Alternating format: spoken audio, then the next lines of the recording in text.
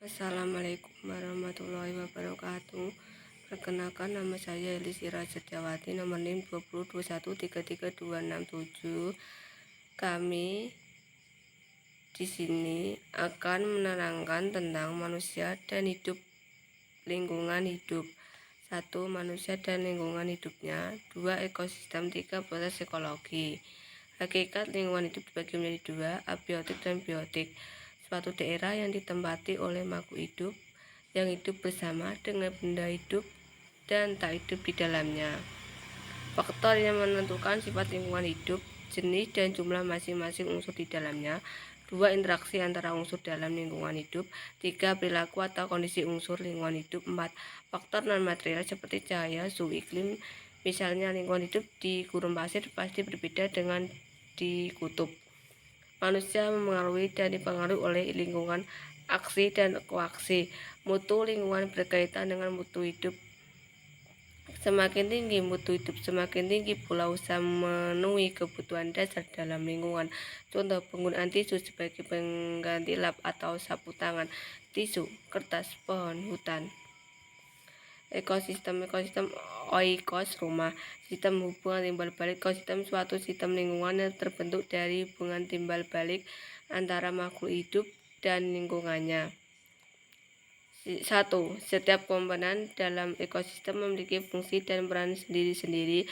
2. Selama masing-masing mampu berfungsi, maka keteraturan dalam ekosistem akan terjadi suatu keseimbangan. 3. Keseimbangan dalam ekosistem bersifat dinamis, tidak statis, dan dapat berubah-ubah baik alamiah maupun buatan manusia. Misalnya ekosistem rawa berbeda dari sungai, akuarium yang dibuat manusia, tetapi masing-masing memiliki keseimbangan sendiri-sendiri. Namun demikian, keseimbangan dalam tiap ekosistem alami bersifat homeostatis, yang berarti sistem yang ada dalam ekosistem tersebut mampu menahan terjadinya perubahan yang drastis. Walaupun mungkin keseimbangan baru yang terbentuk kualitasnya tidak sebaik sebelumnya. Saling ketergantungan antara makhluk hidup dengan lingkungannya. Ini contoh komponen biotik dan komponen abiotik. Komponen biotik meliputi A.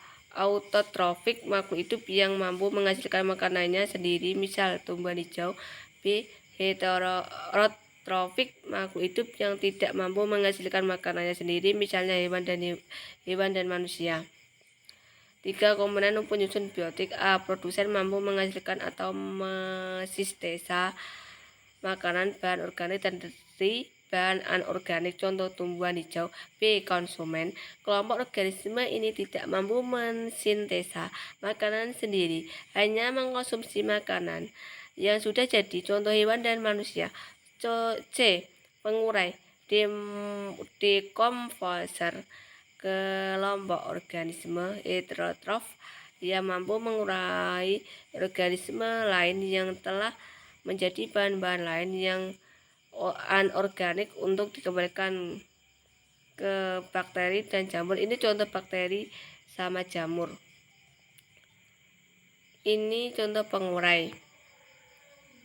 Dalam ekologi, komponen penyusun biotik saling berinteraksi membentuk suatu rantai makanan yang akhirnya berbentuk suatu jaring-jaring makanan. Ini contoh jaring-jaring makanan. Ekosistem bumi dibagi menjadi 4, producer, consumer, inorganic nutrition flow, dan deposer. Meliputi darat, laut, danau, dan sungai. Antara masing-masing ekosistem terdapat interaksi sehingga terjadi suatu arus energi dan materi. Materi sesuatu yang punya massa dan menempati ruang. Contoh materi penyusun makhluk C, H, O, N, S, dan P. Ini contoh siklus materi. Energi diperlukan untuk melakukan kerja. Energi tidak dapat dilihat tetapi akibatnya bisa dilihat dan dirasakan. Misal mendorong meja, energi tidak terlihat tapi pergeseran meja dapat dilihat.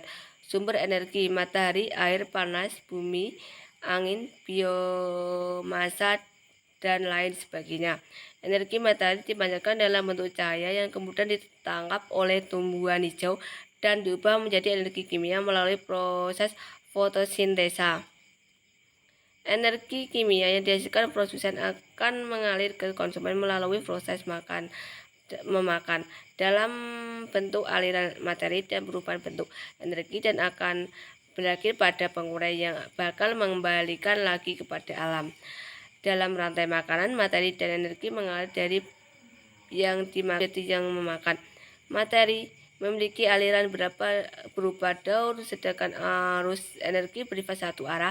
Artinya energi tidak bisa kembali, bisa berubah bentuk dan tidak ada yang menghilang.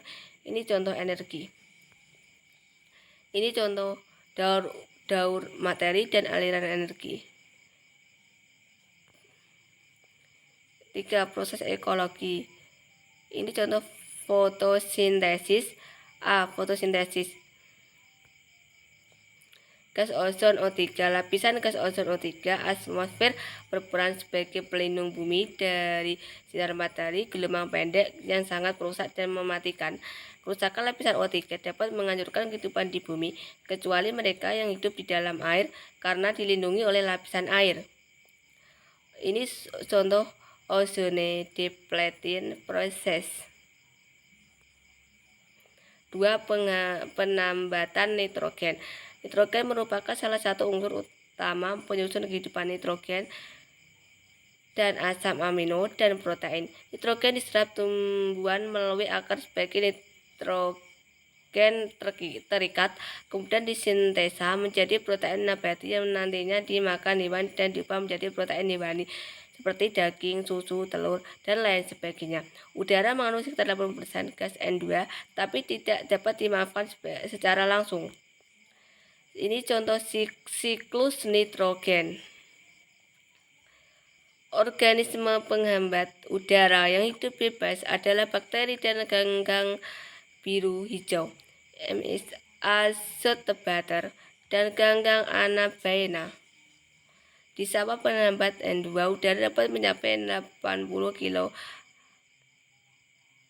hektar tahun musim. Jumlah ini setara dengan 17 kilo pupuk urea.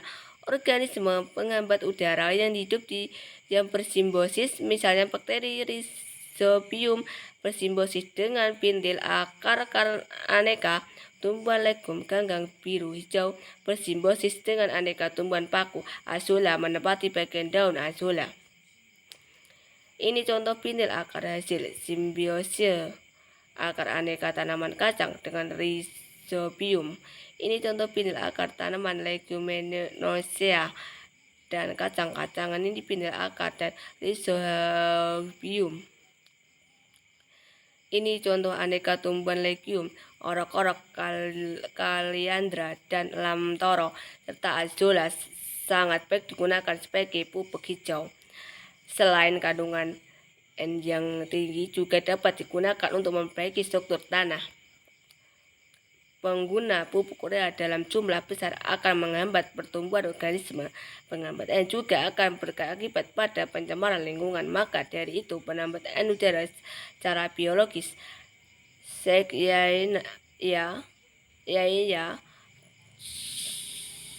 digalakan dan diutamakan.